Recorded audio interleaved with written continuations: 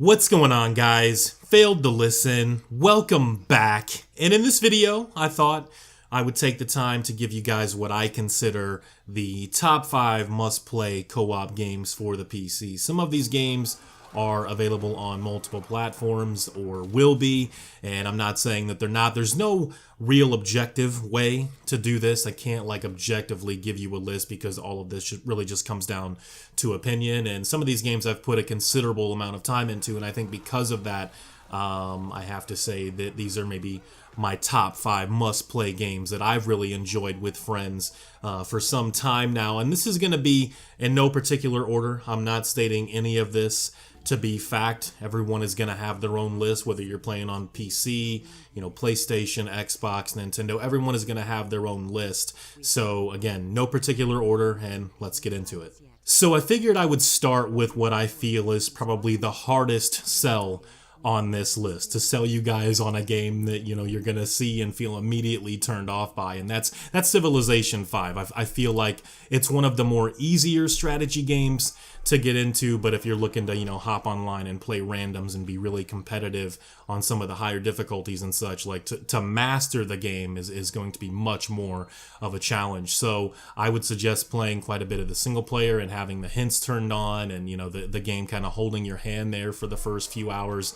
Get a feel for the game, get an idea, and once you figure it out, because it is one of those games where you're just like, I'm gonna play this, and I'm looking at this in Failed's gameplay, and I'm saying I would have no idea how to play this game, but there's a lot of hand-holding. Initially, there's a lot of hand-holding, and you are gonna be like, I have no idea what the hell I'm doing, but once you get it, you're just hooked. This is one of those games, I don't know what it is. I'm very picky. I do like strategy games, but I'm very picky about which ones appeal to me, but I think that this is one of the better ones, for sure. This is one of the most highest rated PC games. As far as I know, this isn't available on any other platform. But some of these games, like I said, they are available. But Civ 5 must play with friends, whether you're doing, 2v2 or 4 of you against the AI or all of you against each other.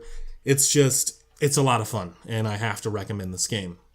So Borderlands 2 is one of those games that has obviously been out for a long time, but I still feel like it's one of those games where, because you can play the game all the way through the story and the DLC with 3 other friends, it's a must-play game. It's a must-have game. It's a lot of fun. There's a lot of humor in the game. It doesn't always completely take itself seriously. It's got a lot of great characters, and I want to say that there was never any multiplayer added to Borderlands 2, so I don't think there's any multiplayer of any kind where you and your friends can verse each other. Maybe. Well, I guess technically you can duel in the game. You can have 1v1 duels against your friends or whatever, but that's not tons of fun. Tons of fun is just going through the story and seeing all the great characters that the game has to offer. And while the game is old, I do feel like the visuals hold up. A lot of that probably has to do with the cel-shaded visuals, and I just have to recommend this game. Like I said, I have a ton of hours, and it's just one of the best games that you can play. Even if this isn't just on PC, of course, you can play this on, I think, PlayStation 4, Xbox One, PS3, 360, and PC, right? So I think I covered all of the platforms, and I think maybe it's out for maybe Nvidia Shield, or maybe one of the mobile devices now as well. The game is very well optimized. Again, runs great, still looks great, and I have to recommend it. Borderlands 2, 4-player co-op all the way through the story. You should play this game. Serious Sam 3 is actually one of the more easier games to sell people on, because I feel like it takes everything that's been great about the Serious Sam games, everything that was ever great about Duke Nukem and games like Doom and some of the other old school shooters, and just kind of throws it into one. There's cheesy one-liners. It's a lot of brainless shooting. Very dude bro. Voice acting is intentionally bad, intentionally cheesy, but it's a really well-made game. But I will say this, it still looks great. Considering the age of the game. I wanted to say before that it just wasn't well optimized when I had my 570, or even when I had my 770, I couldn't completely max this game out. But with my 980 Ti, even still, trying to turn everything up, the game still gives me a few issues here and there. So you will have to adjust some things depending on your setup, but I think just as a co-op game, as you know, just a hop in and out, like play from time to time, a level or two here and there. It's just a lot of fun. You're gonna have a lot of laughs, and it's like I said, man, it's just a combination of everything that's so great about Serious Sam and some of those old school shooters, and you're just gonna have a lot of fun, a lot of really good gore effects in this game. I think they look great. Like I'm big on gore, and I think they look great. Probably, I don't know if it scales to the amount of players that you have, depending on, like, say you have 2 players, and then if you add like another player, you get even more enemies coming at you. But it's a lot of fun. Like, Serious Sam is just tons and tons of fun, and this is a game that you should definitely play with friends. And it's a game that you know, be careful about buying it, because like I said, it is a little bit demanding, depending on your system. So take that for what it's worth. Serious Sam 3 is a must-play game. Now, if I were to actually put these games in some particular order, I would have to say without a doubt that Killing Floor 2 and Left 4 Dead 2 probably belong in that 1 and 2 slot, just because of the amount of time that I've put into each game, how much I like each game. And I just feel like if you're gaming on PC, you should have both of these games, and you should be playing them with friends. So since this isn't some particular order, we'll just go ahead and start with Left 4 Dead 2. It's just one of my favorite games of all time, and I can't really speak to the 360 version. I don't know if that was ever the case, but with Left 4 Dead 2, you do get all of the original Left 4 Dead 1 stuff in Left 4 Dead 2 on PC, so you don't have to buy both games unless you're just, you know, set on having both in your Steam list.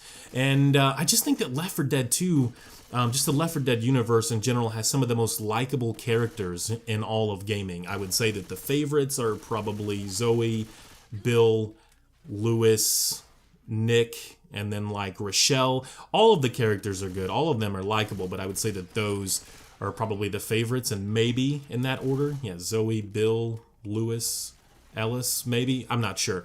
Everyone's going to have their own opinion on that. But as far as the gameplay goes, Left 4 Dead is not what a lot of people think that it is. They get into it and they start playing it, and they're like, I don't like this game. I think that they thought it was going to tell them some story, and it's not really like a story-based game.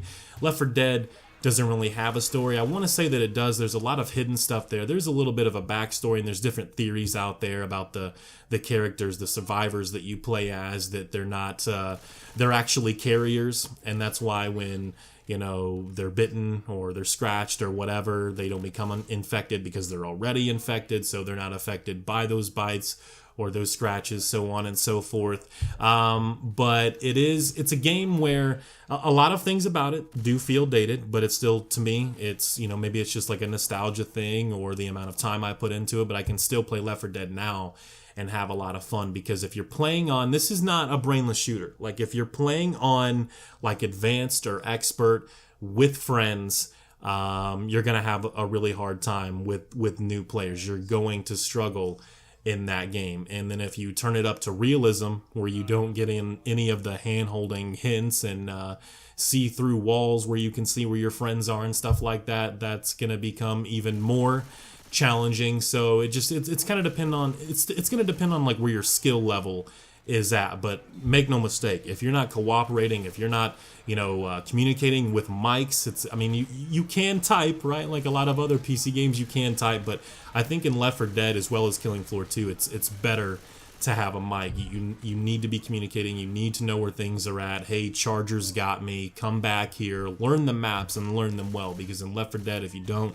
you're gonna get destroyed. There is a competitive multiplayer, and believe me when I tell you, it's very, very competitive in Left 4 Dead. Like, Valve games, a lot of them are very competitive. Some of that stuff has been modded in, but with Left 4 Dead 2, this community will show you no mercy. You will be destroyed in this game. If you think you're good at video games, if you think you're good at shooters, play stuff like Left 4 Dead 2 and play stuff like Counter-Strike and be destroyed. Like, these games have communities. These guys have been playing this stuff for a long time.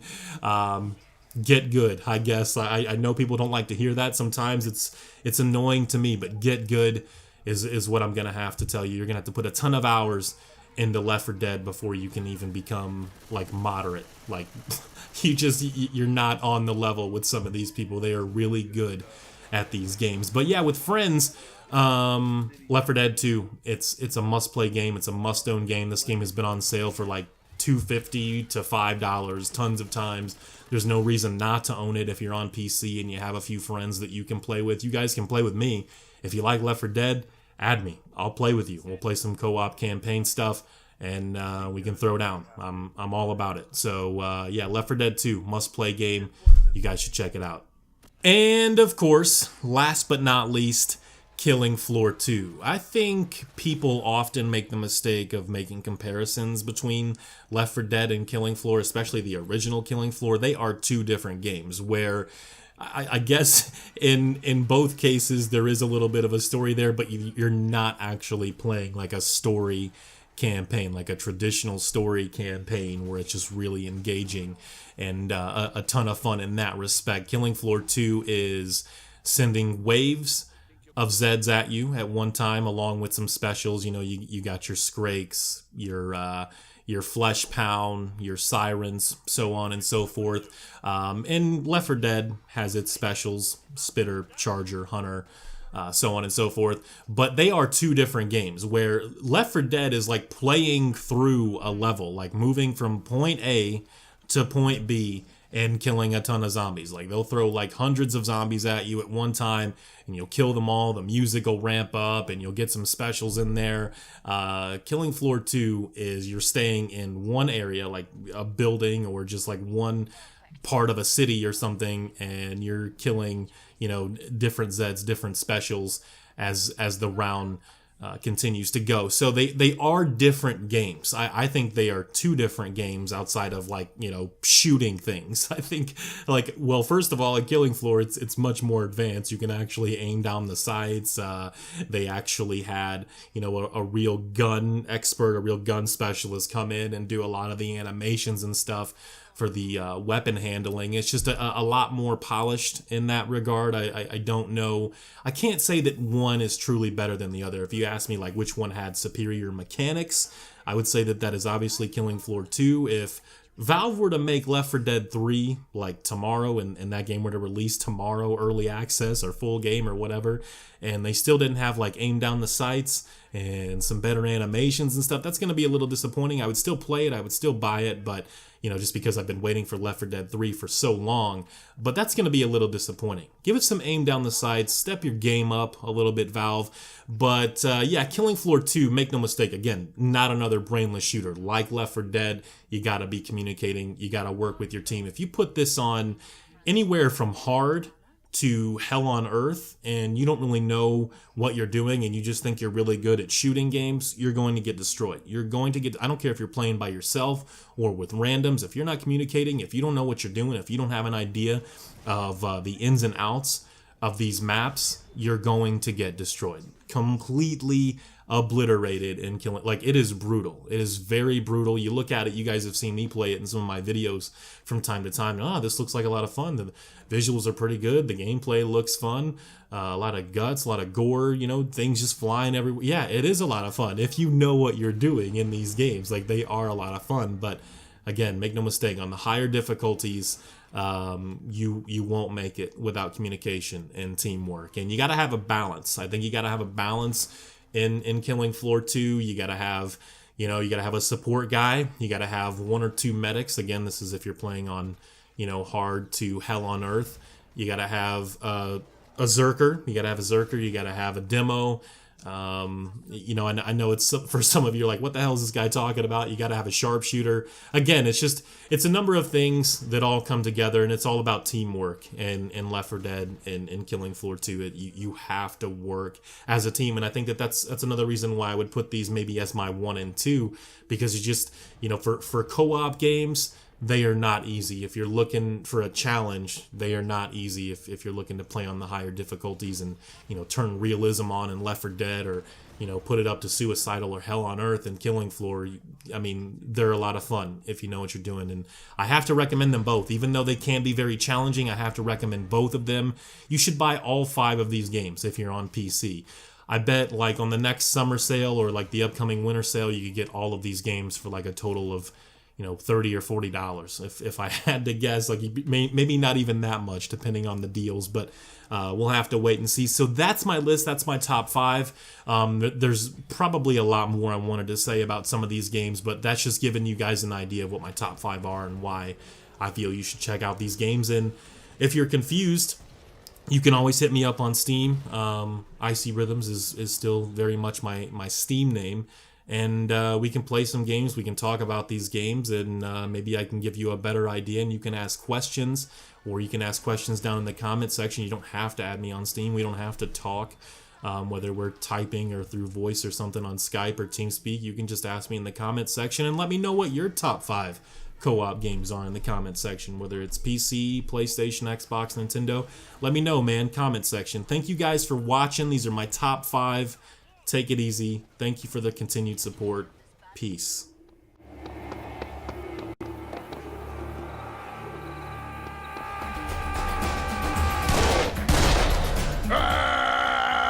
Put a sock in it. Uh-oh.